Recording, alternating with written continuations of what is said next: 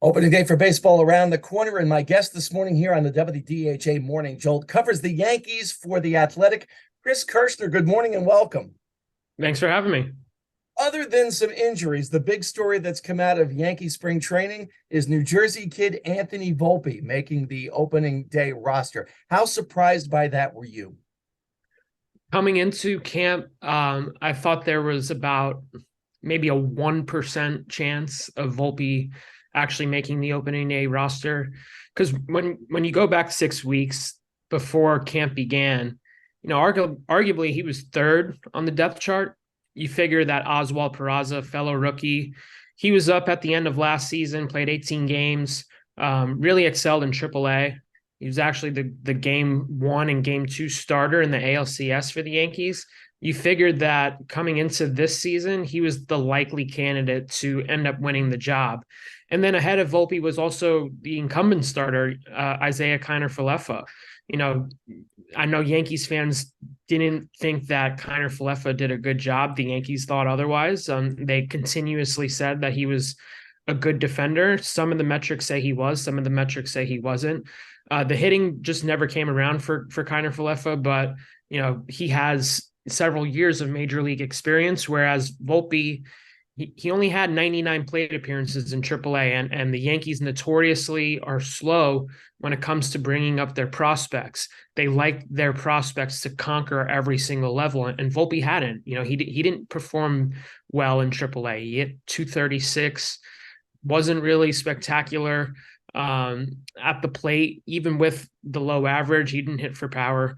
But since day one of camp, going back to February 15th, I mean, it was clear that this guy was coming for the job. And every single day since February 15th, he just did something that caught somebody's eye.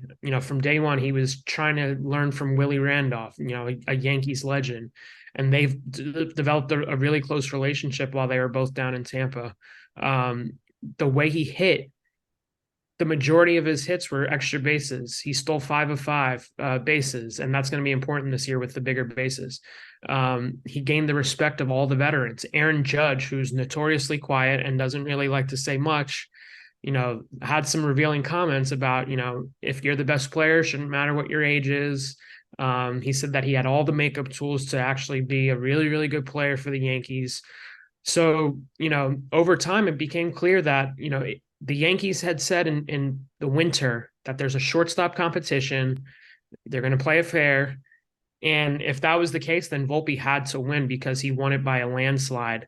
And, that's the decision that the Yankees ultimately made. And I think it's the right decision. He was clearly the best option. We've got a bunch of new rules coming into Major League Baseball this year. What are you most intrigued about? I think what I just mentioned, the bigger bases. I know everybody's up in arms over the pitch clock. I really don't think it's going to be that big of a deal. I mean, for a reporter, it's nice to get out of the stadium as soon as possible. And the games have definitely gone quicker in spring. But I think the bigger bases has the chance to dramatically change the game. I remember growing up in the 90s, and stolen bases were still really, really important, and that's kind of gone away in these past few years. You have some guys who steal a lot of bases, but for the most part, the running game hasn't really been there. And that's one thing that Volpe has. I go back to a hit he had this last weekend in Clearwater against Philly. He kind of blooped a single in right field. Nick Castellanos dove for it. I mean, it was like 50 feet from the fence still, but Volpe's speed made him have a triple with ease. I think the Yankees have been missing that. The Yankees now have a couple of guys who can run. Whenever Oswald Peraza does come up, he's another stolen base threat. They have Harrison Bader. Even Aaron Judge stole, I think, 16 bases last year. I think they need some of that, and I do think it can change the game just because of, with the bigger bases, it's obviously closer than what it was last season. And I think for the Yankees, maybe we see a little bit of small ball. Maybe we see more hit and runs across the league. Maybe we see them trying to be aggressive in front of hitters like Judge and Stanton to try and get runners in scoring position. So I'm really interested to see how that works out. I think one of the other interesting things, Chris, this year will be the new schedule that's coming out. The Orioles and Red Sox will be better than they were last year, and I think the Orioles were a surprise, but they're not going to have the bottom feeders to beat up on in the division 19 times a year. So that'll be interesting to see what happens there.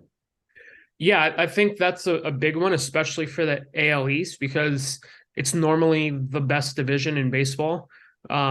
And like you mentioned, I think the Orioles are going to be good. I think the Orioles have a legitimate chance of actually making the playoffs this year.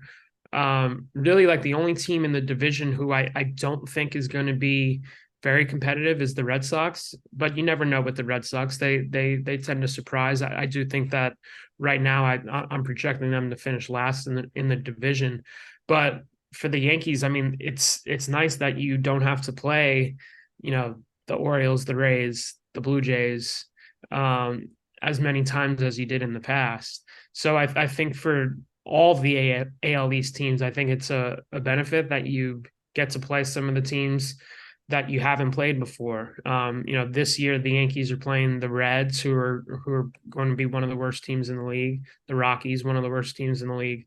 So those are games that you probably wouldn't have had in years past, and that's 3 or 4 games that you probably would have been playing the Blue Jays again or the Rays again, and obviously those games are always difficult, no matter who's on those teams, because it's division games and both teams usually get up for it. So I do think if we're talking about the Yankees specifically, I do think that it really benefits them to not play those teams as often as in years past.